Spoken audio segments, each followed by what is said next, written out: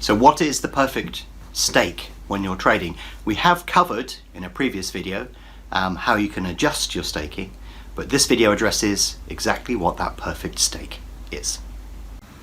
Please like and comment on the video below. That will allow me to produce better quality videos and more of them in the future. If you're interested in learning to trade successfully on sports, then why not visit the BetAngel Academy, where we have more detailed videos. So when you go into a market, you obviously want to trade with as much money as you possibly can, but you don't want to trade with so much that it distorts the outcome of your particular trade.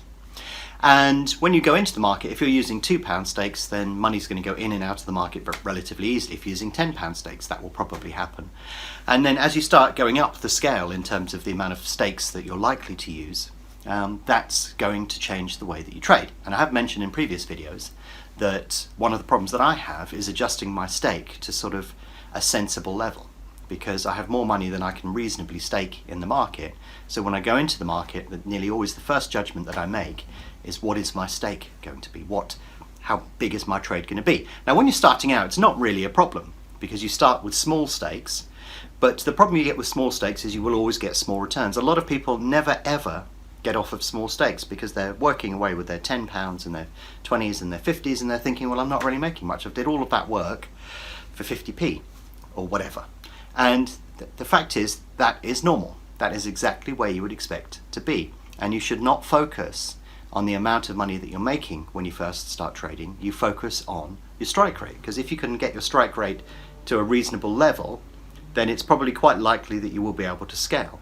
So even if you're using relatively small stakes, just gradually keep increasing those stakes and they'll get bigger and bigger, and then you get this sort of exponential curve if you're trading successfully, where it goes to much, much higher levels. Now, when you do that, you'll be quite comfortable, and you'll eventually find sort of a level at which the staking starts to sort of break down. So the equity curve that I have in my account sort of went like that, and all of a sudden I realized that if I was putting too much money in the market, it would affect the outcome of my trade. So the next question I asked was why? And that provides you the answer to what is the most sensible stake. So imagine you're doing a trade and you put some money into the market, and to complete the trade you need to pull the money out again. So the trading process is a case of opening a trade and then closing a trade, and then eventually hedging your position at some point in the future, or you may repeat that process again and again. So putting the trade into the market is relatively straightforward. You can offer money to the market, you can take out a particular price, and the market will always accept your stake, especially if you decide to take a price out. But the problem that you have is getting the trade back out of the market. So whatever you put into the market, you're going to have to get out at some point. So the way that you think about the perfect trade side is nothing to do with the liquidity of the market or other stuff, although that is sort of related. But what I'm trying to say here is that your entry stake is almost an irrelevance, really. Your stake size should be set by how quickly can you get rid of your position if you think it's going wrong. So if I go into a market that's very liquid and there's loads of money flooding through it, then I know I can up my stake size, because if I need to get my position out, I can. But can you imagine the disaster that will await you if you go into the market, you use a stake that's too big, and then you're unable to get out? The only way that you can get out of your position is to start taking prices out that are available. And if you start doing that, you're going to start losing money, or your position will be significantly weaker. So at a core level, the level of staking that you should use should not be related to how much money you want to make, what your target is. It should be directly related to how easy it is to get that position out of the market.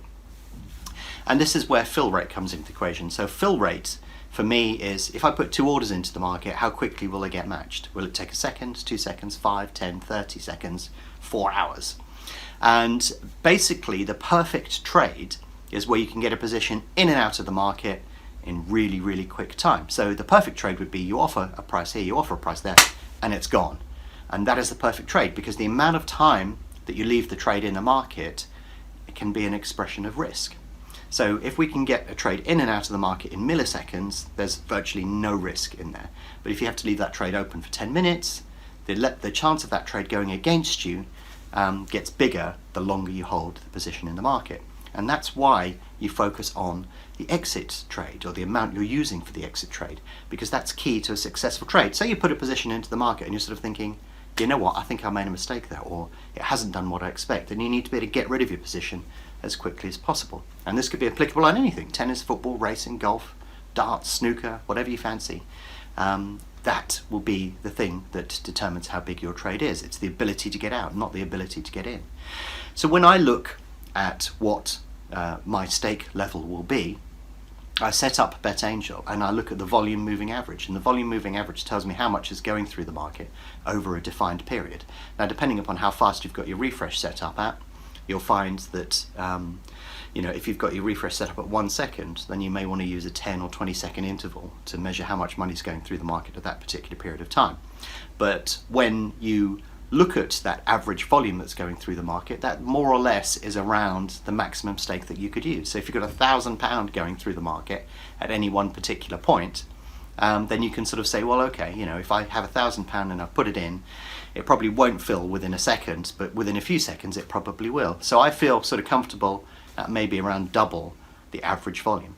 And that's what sort of determines where my stake is. Now, when you're starting, you don't really need to worry about that, because if you're using tenors and fivers and 50s, the volume is always going to be above that level. But also the volume in the morning is non-existent. There is no volume. So that's why the risk of doing a trade in the morning is so high, because if it goes against you, you're doomed. So you've got to use small stakes. And if you use small stakes, you won't return much, because the average return when trading is measured in percentage terms, sometimes in tenths of a percent. So that's why doing it very early on when there's no liquidity is very, very risky. And then volume rises during the day, and then in the last 5-10 minutes, volume's very high. So that's why most of my attention is focused on that particular period, because that's when I know I'm taking less risk. There's more money going through the market. I can sell a position back if I think I've got it wrong, or if I'm in a profitable position, I can offer it to the market and somebody will come along and take it. But the thing to remember, that when you're starting out, your returns are only going to be very, very small. Now, if you keep them very, very small and you don't compound them and you don't start adding to your bank, then you'll never get to the higher level. But you'd be amazed at some of the money that I put through the markets and how much I put through, and the small percentage return that I get on it. Because what I'm doing is I'm testing the market. I'm putting an order in, thinking, is that going to work? Yes, it is. Great, I'll take it out again. And I just work the market that way.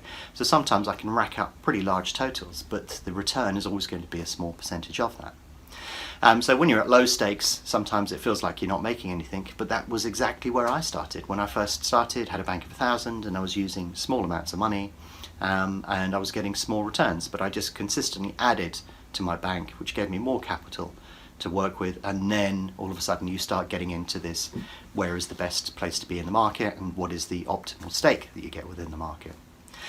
But also, optimal staking is to do with where you are within the market. If you're in the market and the turnover is low, then the chance of you getting a decent trade through the market and at sensible risk diminishes. So you need to be in the market where there is peak volume. First thing in the morning, there is no volume, you're taking significantly more risk, and if the position goes against you, you will not be able to close out without taking some of the positions in the market, which will push you into a loss.